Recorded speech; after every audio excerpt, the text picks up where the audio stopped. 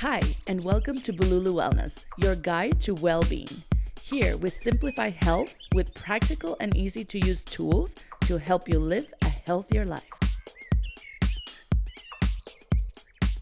Hi, friend. Welcome back to Bululú Wellness, where we explore the root causes of fatigue, inflammation, and burnout, and help you come back home to your energy, your rhythm, and your body. This is where we're rebuilding energy from the root, one episode at a time.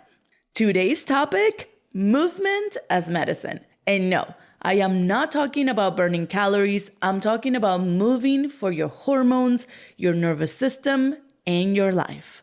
As a fitness instructor, movement is high priority in my life. I love moving, I love exercising, and I cannot even imagine a day without me moving. For years, I believed that movement only counted if I was sweating, sore, or tracking it. Believe me, I will go to those cycling classes, I will sweat so much, and I thought I achieved something major. The same thing happened when I was started to train with a trainer. If I wasn't feeling sore or sweaty at that time, then I would feel that my training session did not count. If it wasn't a HIIT class or lifting heavy, it wasn't real. But what I didn't know then was that my nervous system was maxed out. My hormones were out of balance. I didn't need more intensity. I needed intelligent movement. And friends, let me tell you, there were times that I would just wake up and had to teach a class, and I did not even have the energy to teach that class. That's when I started to check in with my labs and see what was going on. If you met me in the past, you know that I used to teach 2 to 3 classes, high intensity classes throughout the week, almost to the point that I would teach between 18 to 21 classes. Teaching at that level and under fueling pays a price into your hormones. And it did pay a price into my hormones because I started to check on those labs and I did see low vitamin D, low ferritin levels. But the one thing that impacted me the most is that when I was reviewing my labs with the naturopath, she knew that I knew what I needed to get done. The thing is, I was in denial because I loved teaching so much. I checked on my cortisol levels, and in fact, they were extremely high. And that's when I knew that I needed to make a decision in my life.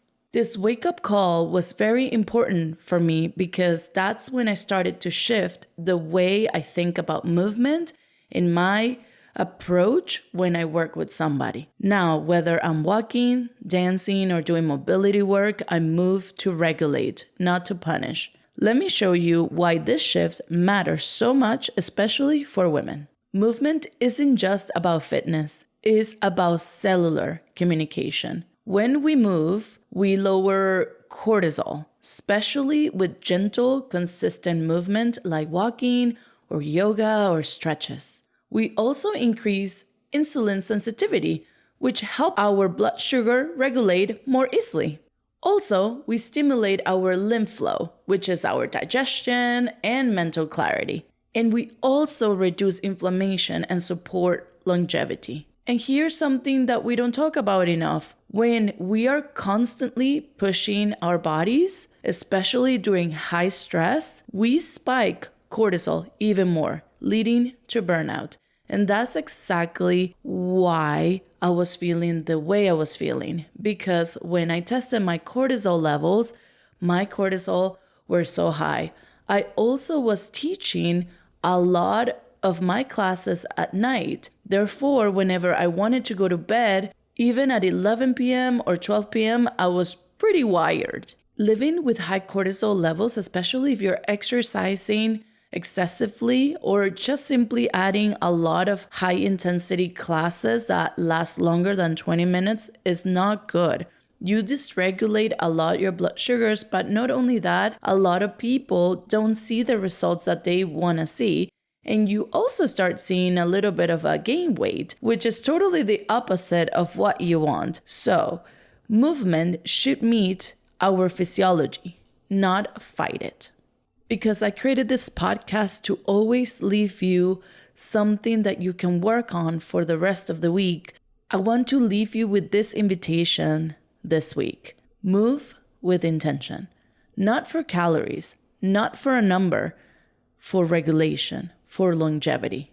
Maybe you would like to try this.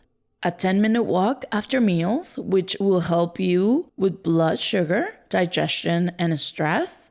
Dancing to your favorite song or a song in the kitchen or living room, like I always do, for mood boosting and nervous system reset.